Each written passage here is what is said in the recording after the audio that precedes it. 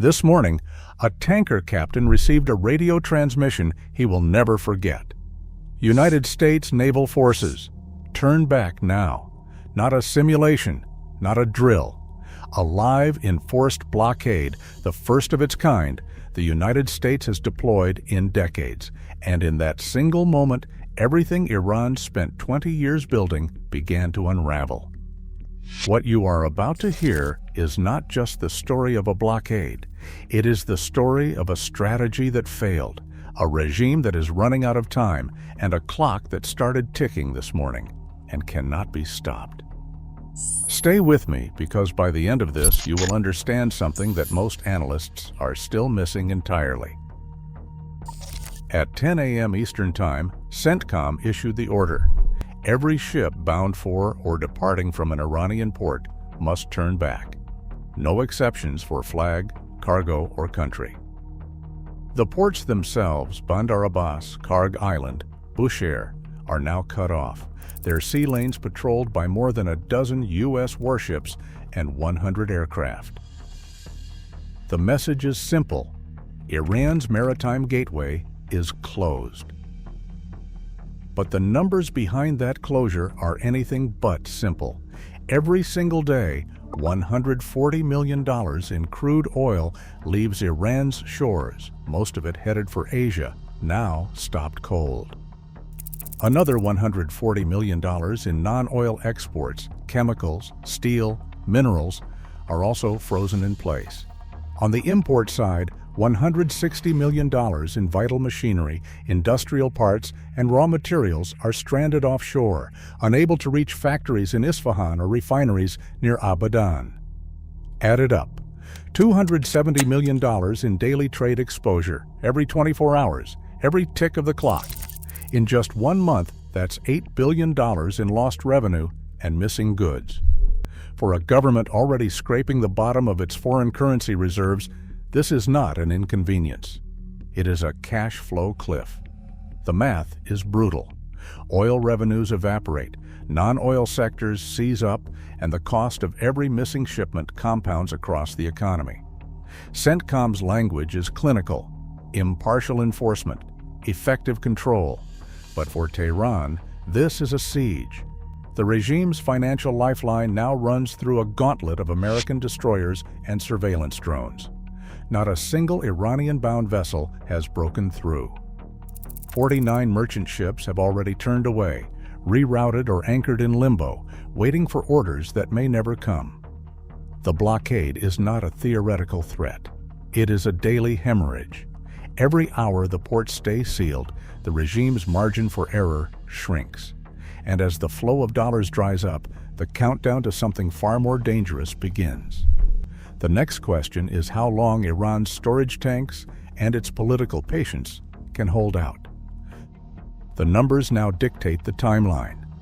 Iran's oil storage system, including onshore tanks, offshore terminals, and emergency caverns, can hold 50 to 60 million barrels, but 60% of that space is already gone. That leaves just over 20 million barrels of breathing room. With production still running at 1.5 million barrels per day, the math is merciless. In less than 2 weeks, every tank from Karg Island to Abadan will be full. There is no secret reserve, no hidden capacity, no technical workaround. Tankers are not moving. Pipelines to the north cannot absorb the excess. The countdown is real, and it is irreversible. Iranian oil engineers know what comes next. When storage is saturated, wells must be shut in fast. But in Iran's aging fields, every forced shutdown risks permanent damage. Industry studies warn of a 5 to 10% loss in future output for each well mothballed under pressure. For a country whose budget lives and dies on oil, that is not a temporary setback. That is a scar that never heals.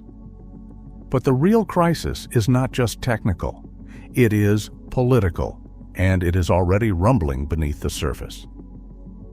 Iran's streets have erupted before when the economy buckled in 2017, in 2018, and again in November 2019, when a sudden gasoline price hike triggered nationwide protests.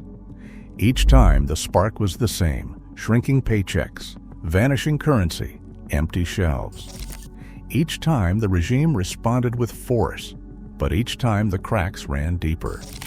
Now the dimension almost no outlet is covering properly. As the storage clock ticks down, the risk of mass unrest grows by the hour. The government faces a choice: cut production and lose billions forever, or keep pumping and risk a wave of protests that could shake the system to its core. Security forces brace for the first signs of crowds gathering. The regime's margin for error is measured not in months, but in days.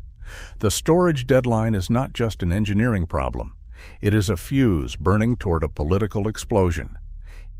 In Islamabad, the world watched for a breakthrough. Instead, the talks collapsed into a spectacle of paralysis.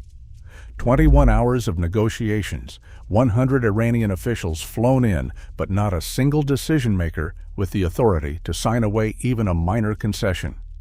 The United States team, led by Deputy Secretary of State Vance, pressed for clarity, but every proposal met a wall of silence. 6 times, Vance picked up the phone to reach President Trump, searching for leverage or a lifeline. 6 times, the Iranian side tried to call Tehran, every channel jammed, every signal monitored or blocked. The delegation was left in the dark, unable to say yes, unable to say no. Inside the conference rooms, Iran's splintered command structure was on full display.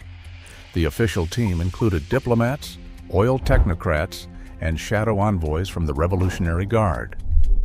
Yet with no supreme leader's representative present, every answer was a placeholder, every offer a stalling tactic. Proposals drifted back and forth: partial sanctions relief in exchange for missile limits, phased rollbacks tied to international verification, but nothing stuck. The real power brokers stayed home, unwilling to risk their own fingerprints on any deal. The outcome was deadlock. The Iranian team left with no agreement, only a sheaf of United States demands to relay back to an unreachable capital. But the story does not end in Islamabad. Outside the negotiation halls, another actor is watching every move: China. With nearly 13% of its oil imports coming directly from Iran and half its total crude supply passing through Hormuz, Beijing's exposure is enormous. The Chinese Foreign Ministry issued quiet warnings to Tehran: keep the strait open or risk losing your last dependable customer. State-owned giants like CNPC and Sinopec lobbied both Washington and Tehran, desperate to avoid a prolonged disruption that could drain China's strategic reserves and send global prices even higher. This is the new reality. Iran's internal gridlock is now colliding with external pressure from its biggest trading partner. The regime's inability to negotiate or even communicate has left it isolated at the very moment it needs allies most. As the blockade's economic vice tightens, and with Beijing's patience wearing thin, Tehran's room to maneuver is shrinking by the hour. The next moves will not be made in Islamabad or Washington, but in the boardrooms of Beijing and the streets of Tehran. And every day, without a deal, the cost for Iran and the world keeps rising. Oil traders stare at the screens. Brent crude hovers just below $100, up 40% in a matter of days. Every uptick sends a ripple through global supply chains, with European governments scrambling to explain to voters why fuel bills have jumped by 22 billion euros in a single quarter. The continent's largest economies now pay a premium for every barrel, every container, every flight. Moscow, watching from a distance, expresses concern not just for the posturing, but for the volatility that threatens Russia's own export revenues. High prices help the Kremlin in the short term, but a market in panic can turn on anyone, and the rules are changing by the hour. The pressure is not just financial. In the Red Sea, all eyes shift to the Bab-el-Mandeb Strait. Iran's last reliable card sits 1,400 miles from Tehran, the Houthi movement in Yemen.